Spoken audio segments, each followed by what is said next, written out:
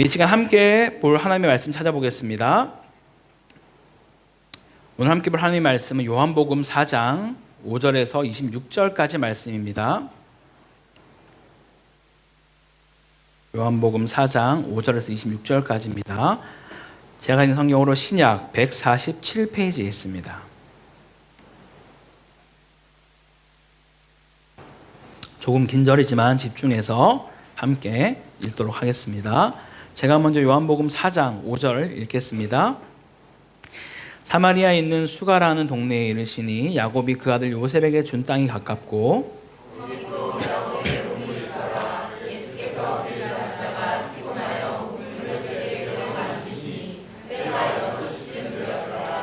사마리아 여자 한 사람이 물을 기르러 왔음에 예수께서 물을 좀 달라 하시니 사마리아 여자가 이르되 당신은 유대인으로서 어찌하여 사마리아 여자인 나에게 물을 달라 하나이까 하니 이는 유대인이 사마리아인과 상종하지 아니함이로라.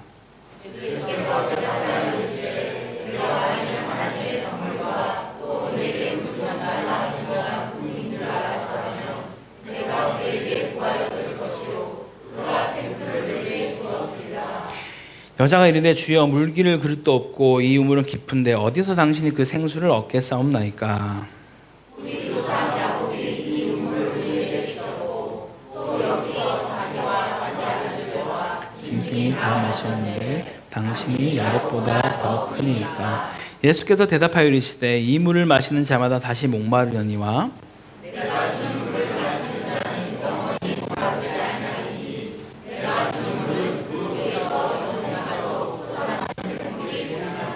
여자가 이르되 주여 그런 물을 내게 주사 목마르지도 않고 또 여기 물 기르러 오지도 않게 하옵소서.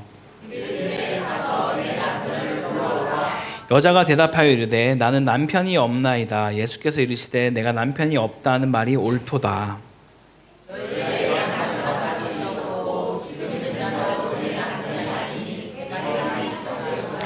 여자가 이르되 주여 내가 보니 선지자로소이다.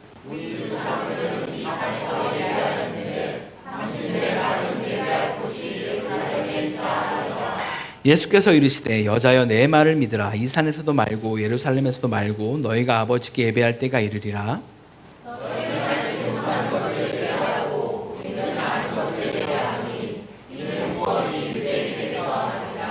아버지께 참되게 예배하는 자들은 영과 진리로 예배할 때가 오나니 곧 이때라. 아버지께서는 자기에게 이렇게 예배하는 자들을 찾으시느니라.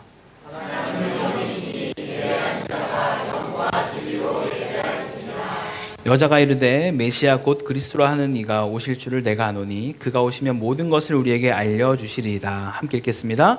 예수께서 이르시되 내가 그라 하시니라. 아멘. 네, 요즘 교회에서 수요일과 금요일에 함께 예배하고 이어서 기도회를 진행하고 있습니다. 우리 아까 권사님도 기도하시면서 그 내용들을 말씀해 주셨는데요. 말씀에 대한 기도 제목을 함께 기도하고 이어서 다음 세대 그리고 가정 그리고 교회 나라와 열방을 위해서 또 가장 중요한 환우분들 위해서 같이 기도하고 있습니다. 혼자서 기도하기 어려우신 분들 주저마시고 오셔서 꼭 함께 기도의 자리를 또 같이 지키면 좋겠습니다. 그런데 여기서 제가 드린 기도 제목 중 가정을 위해서 또 나라를 위해서 기도할 때 몇 주째 빠지지 않고 나오는 기도 제목이 있습니다. 우리나라에서 결코 놓치지 않고 OECD 국가 중에 늘 1위를 지키고 있는 것이 있습니다. 무엇일까요? 반도체, 조선업, 이런 여러 가지 좋은 소식이면 좋겠지만 늘 부동 1위를 지키는, 절대 남에게 내어주지 않는 자살률입니다. 제가 계속해서 최근에 나눴던 기도 제목이 뭐였냐면은 그대로 읽어주면 이렇습니다. 가족 단위 동반 자살이 늘고 있습니다. 이들을 긍휼히 여겨주시고 생명을 낳고 살리는 가정 되게 하옵소서. 라는 게 가정을 위한 기도 제목 중 하나입니다. 또 나라를 위한 기도 제목 중 하나는 우리나라가 지난 3년간 자살자가 4만 명으로 코로나로 죽은 사람 수보다 많다고 합니다. 중으로 문제를 해결할 수 없음을 알고 이들이 힘들고 어려운 상황을 헤쳐나갈 수 있도록 인도해 주세요. 라는 기도를 계속 몇 주째 하고 있습니다. 제가 한국에서 살기 좋은 도시 혹시 어딘지 아십니까? 경기도에 있습니다. 어딜까요? 살기 좋은 도시 1위 보통 하는 맞습니다. 과천. 과천에 제가 사역한 적이 있었습니다. 과천에 뭐 아파트가 어마무시하잖아요. 네. 그 어마무시한 또 살기 좋은 도시 그곳에서도 아주 빈번하게 생각보다 많이 자살이 일어나더라고요. 네. 뭐 수십억 아파트를 가짐에도 불구하고 자살을 합니다. 심지어 그게 겉으로 퍼져나갈까 봐 정말 비밀리에 처리합니다. 아파트 값이 떨어지니까. 이렇게 자살하는 이유 중에 70%의 다른 원인이 바로 우울증이라고 해요. 이 우울증과 늘 함께 따라다니는 짝이 있습니다. 바로 외로움입니다.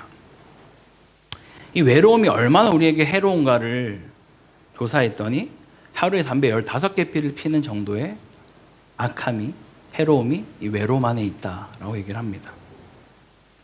그래서 많은 학자들이 이런 외로움으로 찾아오는 그런 고립과 어려움 때문에 우리의 삶마저도 다 파괴되어지고 있다라고 말하는 것이죠. 정말 어쩌면 많은 사람들이 겉으로는 멀쩡해 보일지 몰라도 속으로는 이런저런 외로움이나 고독과 쓸쓸함 등을 품고 살아갈지도 모릅니다. 근데 오늘 본문 안에 그러한 사람이 한 명 나오죠. 바로 사마리아 여인입니다. 특별히 이 이야기는 성경 어디에도 언급하지 않고 오직 요한복음 안에서만 이 이야기를 다루고 있습니다. 심지어 아주 긴 절로 주님은 이 여인의 이야기를 다루고 있죠. 이 본문을 통해 예수님께서 사람들과 어떻게 인격적으로 관계를 맺어가는지 우리는 살펴볼 것이고요. 또 오늘 이야기를 통해서 예수님께서 어떻게 이 여인을 만나셨고 또한 오늘날 이와 같이 외로운 삶에 빠져있는 그런 자들에게 주님이 뭐라고 말씀하시는지 함께 살펴보겠습니다. 요한복음은 사복음서 중에서 유독 다른 곳에 나오지 않는 내용들을 많이 다루고 있는 성경이다라고 말씀드렸죠. 거의 90% 정도 내용이 다 특별한 내용들입니다. 오늘 내용 또한 바로 그러한 내용인 것이죠. 이 성경 4장 전 문맥을 좀 살펴보면 3장은 우리 지난주에 나눴던 니고데모의 이야기와 이어서 세례 요한의 증거에 대한 부분들을 다루고 있습니다. 그리고 4장으로 넘어오게 되고요. 4장에서 조금 어색할 수 있지만 4장 서두에 예수께서 제자를 삼는 일이 세례를 베푼 요한보다 많다라는 것을 언급하면서 시작을 하죠. 그리고 사마리아 여인 뒤에는 또 놀라운 사건 하나인 왕의 신하의 아들을 살리는 사건이 나오게 됩니다. 이러한 사건 중간에 위치한 본문이 오늘 이 본문인데요. 이런 내용을 알고 다시 한번 본문을 천천히 살펴보겠습니다. 먼저 예수님은 사마리아에 있는 수가라는 동네에 도착을 합니다. 그곳에는 바로 야곱의 우물이 있다라고 성경은 설명해 주고 있죠. 그러다가 길을 가던 도중 많이 피곤하고 쉬어야겠다 싶어서 그 우물 곁에서 쉬고 있을 때였습니다. 그 시간은 바로 정오 시간인데요. 이미 알고 계시겠지만 이 지역은 그 시간에 결코 바깥에 출입을 하거나 우물을 길러 가지 않는 시간입니다. 너무나 뜨겁기 때문이죠. 그런 상황 가운데 바로 예수님과 사마리아 여인이 만나게 되었다라는 것이죠. 이 내용을 다시 구성해서 보면 예수님께서는 물 좀 달라고 그 여인에게 요청합니다. 그러나 여인은 아주 의아해하며 어찌하여 유대인인 당신이 이 사마리아 여인인 나에게 물을 달라고 요청하십니까? 라고 말하자 그 이유가 뭡니까? 바로 유대인들은 이 사마리아 사람을 대하는 태도가 거의 개만도 못하게 보기 때문입니다. 그래서 사실은 원래는 예루살렘을 갈 때 이 사마리아 땅을 결코 지나가지 않습니다. 더 오래 걸리더라도 돌아서 가요. 근데 주님은 굳이 이 길을 가신 거죠. 이 여인을 만나기 위해서. 그리고 다시 예수님은 내가 누구인지 당신이 알게 되면 오히려 나에게 물을 달라 했을 것이라고 그 여인에게 말을 합니다. 그런데 그 여인이 보기에 예수님 도저히 그 상황에서 물을 떠줄 수 있는 상황이 아니라고 보여진 것이죠. 보통 그런 두레박을 하나 들고 다니는데 그 손에는 어떤 것도 없었고 그렇게 할 수 있을 것처럼 보여지지 않았습니다. 근데 오히려 예수님께서는 내가 주는 물을 마시는 자는 영원히 목마르지 않을 것이다 라고 그렇게 여인에게 말합니다. 그러자 그 여인은 어떻게 합니까? 그 생수, 그 샘물을 사모하게 되죠. 그러면서 그 물을 제발 나에게도 달라고, 이 고통스럽게 이 땡볕에 내가 더 이상 이 물을 들어오지 않도록 그 물을 나에게 주십시오 라고 이야기를 합니다. 그런데 그렇게 말한 여인에게 주님은 뭐라 말씀하시나요? 되게 생뚱맞게 갑자기 가서 너의 남편을 불러오라 라고 말씀하세요. 그러자 여인은 또 뭐라고 합니까? 자기 남편이 없다라고 말하죠. 그러자 너에게 남편이 5이 있고 지금 있는 남편도 내 남편이 아니니 어떤 면에서는 그 말이 참이다 라고 얘기를 하십니다. 그래서 여인은 처음에는 없다라고 합니다. 하지만 예수님의 반응을 보고 놀라면서 예수님이 예언자, 선지자시구나 라고 고백을 하는 것이죠. 이때 다시 한번 예수님은 엉뚱한 대답을 또 하십니다. 바로 예배에 대한 부분을 언급하는 것이죠. 그러자 여인은 메시아 곧 그리스도가 오실 줄을 알고 있었으며 그분이 오면 모든 것을 알려줄 것이라고 믿고 있다라고 고백을 합니다. 그러자 예수께서 바로 내가 그 사람이다 라고 말하며 오늘 본문은 끝나게 됩니다.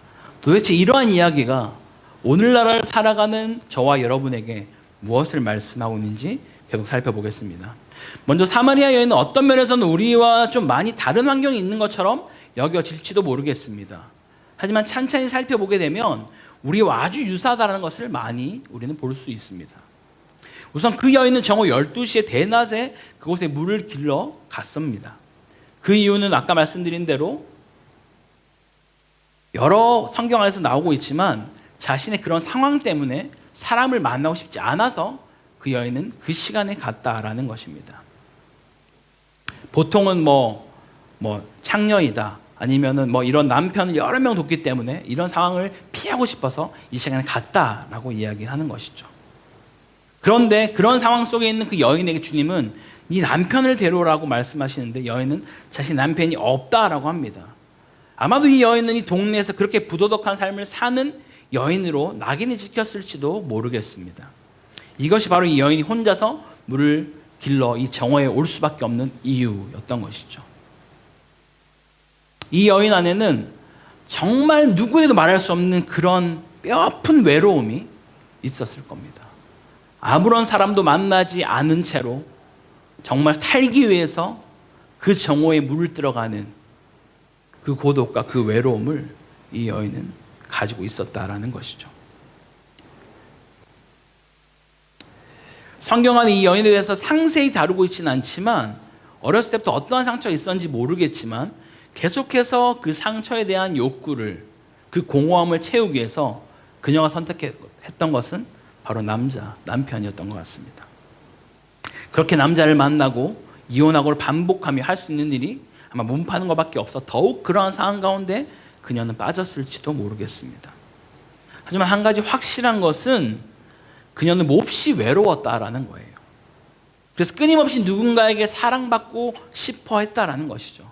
새로운 남자를 만날 때마다 그런 욕구를 채워질 것이라 기대하며 그녀는 아마 만났을 겁니다.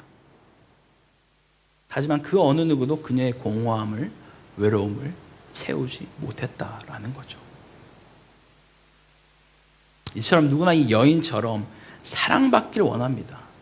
그런데 그 사랑을 받지 못하면 외로움을 더욱더 깊어진다라는 것이죠. 아마 우리도 누군가 날 알아주기 원하고 나의 수고를 알아주기 원하지만 이 여인 못지않게 그것을 알아주는 이가 적은 것을 우리는 생각보다 많이 느끼고 경험하게 됩니다.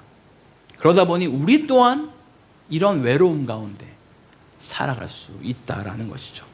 바로 이러한 면에서 우리는 이 여인과 아주 유사한 삶을 살고 있을지도 모른다라는 것이죠.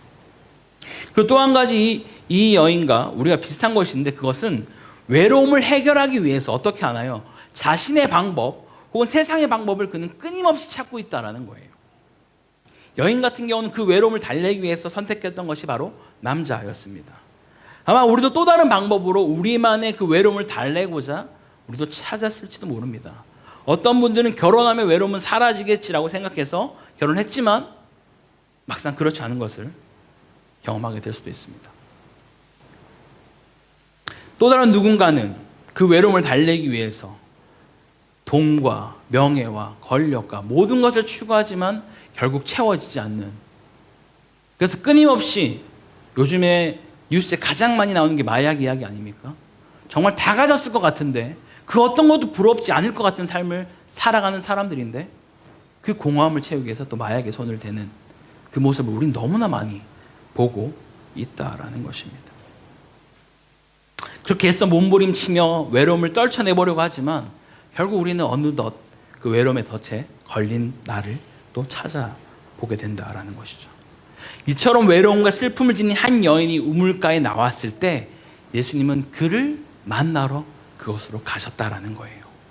유대인으로서 사마리아 땅을 돌아가는 것이 당연한 일이지만 이 일을 위해서 예수님은 사마리아로 일부러 오셨고 그를 만나게 됩니다. 이것이 우리에게 말하는 것이 무엇일까요? 먼저 예수님은 이 편견을 넘어 섬세하게 그 여인에게 다가가십니다. 당시 상황에서 유대인 남자가 사마리아 여인에게 말을 거는 것조차도 금기되는 상황이었어요. 엄청난 일이었습니다. 모든 율법을 깨는 행위가 그 여인에게 말을 건네는 것입니다. 물을 먹는 것은 당연하고요. 말조차도 걸지 말았어야 하는 그 상황 가운데 주님은 그 여인에게 말을 건네고 있다라는 것이죠. 모든 상황과 환경을 뛰어넘고 주님은 그 여인에게 다가가셨다라는 것입니다. 더욱이 그녀에게 먼저 복음을 소개하거나 믿음이 있냐고 묻는 것이 아니라 물을 달라라고 요청합니다. 이것은 사실 예수님의 필요를 말한 것처럼 보이지만 오히려 그녀의 1차적인 필요가 무엇인지 주님은 지금 그녀에게 말하고 있다는 거예요. 이처럼 예수님은 우리에게 다가오실 때도 동일하게 다가오십니다. 그 어떤 편견과 선입견 없이 우리 가운데 찾아오신다라는 것이죠. 성별을 뛰어넘으시고 재산, 교육수, 인종 모든 것들을 뛰어넘어서 우리 가운데 주님은 찾아오신다라는 것입니다. 많은 사람들이 자신의 모습을 보면서 설마 나 같은 사람에게 주님이 찾아오시겠어? 쟤면 몰라도 나는 아닐 거야 라고 말할지 몰라도 주님이 그런 나에게도 어떤 조건과 편견 없이 찾아오십니다. 지금 우리 중에 이 여인처럼 외로움과 고독 속에 지친 자들이 있다면 오늘 이 말씀을 집중해서 보시기 바랍니다. 말씀을 통해 예수님도 우리에게 찾아오시는 줄 믿으시기 바랍니다. 자, 여기서 우리는 예수님이 이 여인에게 다가갔을 때 다른 것을 먼저 말하지 않고 그냥 1차적인 그 필요, 물에 대해서 언급을 하고 있습니다. 그러면서 너에게 영원히 목마르지 않는 생수를 내가 주겠다라고 말하죠. 이 여인은 사실 1차적 필요를 해결하기 원했지만 예수님은 그 필요를 뛰어넘어 영원한 것을 내가 너에게 주겠다라고 말씀하는 것입니다. 예를 들면 이런 것입니다. 우리가 돈이 필요할 수 있습니다. 그래서 돈을 달라고 기도하지만 주님은 그것보다 더 진정한 풍요와 안전이 무엇인지, 풍성함이 무엇인지 우리에게 알려주신다라는 것이죠. 또한 권력을 갈구할 수 있습니다. 그때도 주님은 그런 힘이 아니라 세상을 이길 수 있는 내적인 힘이 무엇인지 우리에게 가르치신다라는 것이죠. 또한 사랑이 필요할 때는 무조건적인 사랑과 하나님 사랑이 무엇인지를 우리 가운데 끊임없이 가르쳐 주신다라는 것입니다. 또 다른 이에게 인정받고 싶어할 그때도 주님은 그 누구보다 존귀한 자가 바로 우리인 것을 깨닫게 하신다라는 것이죠. 우리는 1차적인 필요를 주님 앞에 채우기 위해 나아가지만 주님 그 1차적 필요뿐만 아니라 그 다음 혹은 나중에 쓸 그 영원한 것을 우리 가운데 채워주실 줄 믿습니다. 그런데 여기서 주님이 우리 1차적 필요를 채워주시는 것은 좋은데 그 후에는 무엇을 어떻게 하는 것일까요? 바로 우리의 내면 세계 안에 발을 들여놓기 시작합니다. 우리 1차적인 필요에 대해서 말씀을 하시고 그 이후에는 우리의 내면 안으로 걸어 들어오신다라는 것이죠. 그래서 그녀에게 뭐라 말씀하셨습니까? 분명히 영원히 목마르지 않는 생수를 나에게 좀 주십시오 라고 얘기를 했는데 그녀에게 가서 내 남편을 데려오라 라고 말씀하십니다. 그녀 안에 있는 그 외로움과 공허함을 그 남편이 채울 수 없음을 아셨기 때문입니다. 그래서 이 말을 함으로써 자신 안에 있는 문제들을 주님 보게 하셨어요. 아마도 놀랐겠죠. 아니 갑자기 이건 무슨 말이지? 내 남편? 되게 충격적이었을지도 모르겠습니다. 마치 그 여인에게는 가장 아픈 것이고 송곳으로 정말 가장 아픈 데를 찌르는 듯한 그 말이 남편을 데려오라 라는 말이었을지도 모릅니다. 순간 침묵이 흘렀을 겁니다. 하지만 이내 이 여인은 내 남편이 없습니다 라고 고백하며 자신의 내면을 인정하자 예수님은 오히려 이 여인의 말에 반응하며 그의 슬픔과 외로움을 수면 위로 올려주십니다. 그러면서 지금까지 당신이 해결하려고 했던 그 방법으로는 그것을 해결할 수 없음을 우리 가운데 분명히 말씀하고 있다라는 것이죠. 이처럼 오늘 이 시간 예수님은 지금 우리에게 이렇게 다가오고 있다라는 것입니다. 사실 우리는 우리의 필요에 따라 주님을 찾는 경우가 참 많습니다. 우리 안에 채워지지 않는 그 무언가로 인해서 주님을 찾고 신을 찾는 경우가 우리 안에 너무나 많다라는 것이죠. 설령 이렇게 우리가 주님을 찾고 나아간다 할지라도 주님은 결코 거절치 아니하시고 우리 가운데 다가오셔서 우리를 만나 주십니다. 그리고 우리에게 동일하게 말씀하시죠. 가서 내 남편을 불러와라. 즉 그 공허함과 외로움을 달래기 위해서 네가 의지하고 있는 그 무엇을 나에게 가져오지 않겠니? 그걸로는 채울 수 없다니까 라고 주님 말씀하고 계신 거죠. 정말 너의 그 무엇이 너의 그 공허함을 채워줄 수 있니? 사람으로, 동으로, 명예로 성공해서 하고 싶은 대로 다 하면 그것이 정말 채워지니? 라고 우리에게 묻고 있다라는 것이죠. 그래서 우리가 그렇게라도 주님을 찾고 만나고자 할 때 주님 우리에게 가서 남편을 불러오세요 라고 말씀하는 것입니다. 그때 우리가 해야 할 것은 나를 포장하고 위장하는 것이 아니라 정말 내 있는 모습 그대로 텅 비어있는 그 모습이라도 괜찮습니다. 그렇게 주님 앞에 나아가는 것이죠. 마지막 우리가 그렇게 우리의 내면의 모습을 그대로 가지고 나아갔을 때 주님이 우리에게 제시하는 바는 바로 23절 4절인데요. 다시 한번 23절 4절을 같이 한번 읽어보겠습니다. 시작. 아버지께 참되게 예배하는 자들은 곧 이때라. 아버지께서는 자기에게 이렇게 예배하는 자들을 찾으시느니라. 하나님은 영이시니 예배하는 자가 영과 진리로 예배할지니라. 아멘. 그렇습니다. 우리 안에 내면의 것을 채우고 해결할 수 있는 유일한 방법, 그것은 바로 주님을 예배할 때, 이 여인의 모든 공허함을 채울 수 있는 그 방법, 유일한 방법이 바로 신령과 진정으로 주를 예배할 때 채울 수 있다라고 주님 말씀하십니다. 왜냐하면 예배는 하나님과 인간이 인격적인 관계를 맺어가는 시간이기 때문입니다. 이렇게 우리 안에 근본적이고 근원적인 그런 공허함과 외로움을 달래기 위해서 우리는 반드시 하나님과 관계를 올바르게 맺어야만 한다는 것이죠. 왜냐하면 우리는 결코 하나님 외에는 그 어떤 것도 우리의 그 사랑을, 우리의 외로움을, 공허함을 채울 수 없기 때문입니다. 하나님을 찾는 사람과 예배하는 사람을 찾으시는 그 하나님이 만나게 될 때 비로소 우리 안의 문제는 해결될 수 있다는 것입니다. 할렐루야. 여러분, 우리가 주님 앞에 해야 할 것이 바로 이렇게 영과 진리로 예배하는 것이죠. 우리가 어떻게 하면 영과 진리로 예배할 수 있습니까? 그 질문은 이미 본문에서 사마리 여인이 했습니다. 즉 그 예배를 알려줄 메시아가 온다라고 여인은 말하는데, 그 메시아가 바로 예수님 자신이라고 말씀하고 있다라는 것이죠. 즉 우리가 예수님을 알 때 하나님께 진리와 성령으로 참되게 예배할 수 있다라는 것입니다. 여러분, 영생은 성경에서 무엇이라 말씀합니까? 여러분 꼭 이걸 기억하시면 좋겠어요. 요한복음 17장 3절에 뭐라 말씀하십니까? 영생은 참 하나님과 그 아들 예수 그리스도를 아는 것이다. 아멘? 참 하나님과 그 아들 예수 그리스도를 모르는데 근데 영생한다고 믿는 거 거짓말입니다, 여러분. 우리가 정말 그리스도를 참되게 바로할 때, 그 참된 예수 그리스도를 예배할 때 우리는 영생하게 될 줄 믿습니다. 사랑하는 한인교회 성도 여러분, 우리 중에 혹 사마리아 여인과 같은 자들이 있습니까? 아니면 이전에라도 혹은 지금 이 순간 앞으로도 그러한 삶을 경험하시게 될지도 모르겠습니다. 그런 우리에게 주님 먼저 어떤 차별과 조건 없이 1차적 필요를 얘기하며 다가오십니다. 그렇게 우리가 우리 안에 궁극적인 것들을 드러내 보일 때 둘째로 주님은 우리 가운데 당신 남편을 불러오라. 너의 정말 그 공허함과 그 외로움을 채우려고 했던 그것이 무엇인지를 나에게 말하라 라고 말씀하시죠. 그리고 그것을 내려놓고 우리의 그 모든 바닥을 바라보며 그것을 인정할 때 주님이 비로소 우리 안에 채우시고 일하실 수 있다라는 겁니다. 끊임없이 나의 몸부림과 나의 어떤 경험과 나의 스펙으로 그것을 채우려고 할 때 주님이 일하실 공간이 전혀 없습니다, 여러분. 내가 아무것도 할 수 없다라고 인정하는 그때 주님이 우리 가운데 일하실 수 있습니다.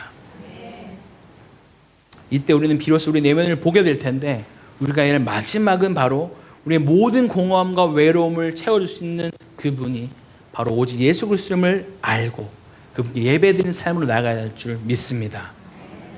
우리가 겪고 있는 그 외로운 삶의 현장에서 그 주님을 만나는 것, 그것이 바로 우리의 예배인 줄 믿습니다. 우리 함께 그렇게 기억하면서 같이 기도하기 원합니다. 어쩌면 우리도 사마리아 여인과 같은 그런 모습으로 지금까지 살아왔을지도 모르겠습니다. 그럼 우리의 삶 가운데 주님이 오셔서 우리 1차적인 필요를 보게 하실 때 이제 주 앞에서 감출 것이 없으며 내가 그 필요를 채우려고 얼마나 몸부림쳤는지를 그대로 보이시길 바랍니다. 우리 안에 남편은 누구였는지 도무지 그것 채울 수 없음을 깨닫고 우리의 공허함과 외로움을 채워줄 수 있는 그분은 바로 예수 그리스도밖에 없음을 고백하며 나가기를 원합니다. 그래서 그분과 더 친밀하게 예배하는 그 자리 가운데 내가 나아가겠습니다. 참 하나는 그의 아들 예수 그리스도를 아는 것 가운데 내가 주님 나아가겠습니다. 나의 그 공허함과 나의 그 외로움과 나의 그 쓸쓸함을 주님 채워주시고 해결하여 주시옵소서라고 그렇게 주님 한번 간절히 찾으면서 나가겠습니다. 함께 기도합니다. 하나님 아버지 감사합니다. 주님 오늘 이 시간 우리가 또 요한복음 말씀을 통하여서 하나님 정말 이 외로워하는 이 우물가 여인처럼 나 또한 내 안에 해결할 수 없는 그런 공허함과 외로움과 쓸쓸함 때문에 그것을 해결하기 위해서 난 무엇을 찾고 매달렸습니까?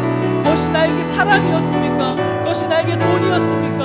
아니면 어떤 다른 운동이고 어떤 다른 명예와 권력이었습니까? 아버지 끊임없이 구하고 채워지지 않는 그 외로움을 그 공허함을 그 우울함을 주님 이제는 정말 영원한 것을 우리에게 허락하신 그 주님을 만나서 해결하기 원합니다. 주님 세상에 수 없는 그 평강과 은혜와 사랑과 기쁨으로 나를 안아주시고 주님이 우리의 삶 가운데 놀랍게 역사하시는 그 은혜를 경험하기 원합니다. 이제는 내가 그 어떤 것도 내 스스로 할 수 없사오니 나의 모든 것을 주님 앞에 내려놓고 나의 모든 발가벗은 그 모습 그대로 주님께 보여드리며 정말 주님이 내 삶을 어떻게 이끌어가시는지를 보기 원하오니 나를 붙드시고 인도하시고 역사하여 주시옵소서. 그래서 살아계시는 역사하신 하나님이 우리의 삶 가운데 어떻게 우리를 걸음걸음 인도하시는지를 경험하는 복된 인생으로 살아갈 수 있도록 도우시고 인도하여 주시옵소서. 아버지 주님 주님의 은혜를 구합니다. 주의 긍휼하신 구하오니 우리의 인생 가운데 찾아오셔서 우리의 모든 순간순간마다 주님의 우리의 삶을 온전히 이끄시고 인도하여 주시옵소서. 주님 그렇게 일하시고 찬양합니다. 역사하시고 다스려 주시옵소서. 언제나 우리의 삶 가운데 가장 좋은 것으로 응답하신 하나님 아버지 감사합니다. 오늘 이 시간 사마리아 여인의 모습을 바라보며 우리의 모습을 살펴볼 수 있도록 인도하여 주시니 또한 감사합니다. 이 이야기가 나와 동떨어진 이야기가 아니라 바로 내 이야기였음을 고백합니다. 주님 채울 수 없는 그 공허함과 외로움을 채우려고 끊임없이 세상의 것을 향해 달려갔던 우리를 용서하여 주옵소서. 이제 더 이상 채울 수도 없고 채워지지 않는 그것을 향해 달려가는 자가 아니라 우리의 필요를 누구보다 잘 아시며 우리의 공허함과 외로움을 완전히 해결할 수 있는 그 주님 앞에 우리가 나아가기 원합니다. 그래서 무너진 삶의 예배와 예배 자리가 회복되게 하시고 주님과의 관계가 더 깊어지는 은혜가 있게 하옵소서. 더 이상 이런 외로움과 공허함에 시달리지 않게 하시고 주님이 주시는 사랑과 은혜의 풍성함을 누리며 세상이 줄 수 없는 평안 안에 거하며 살게 하옵소서. 우리를 위해 언제나 아낌없이 모든 것을 내어주시는 우리 주 예수 그리스도의 이름으로 기도드립니다.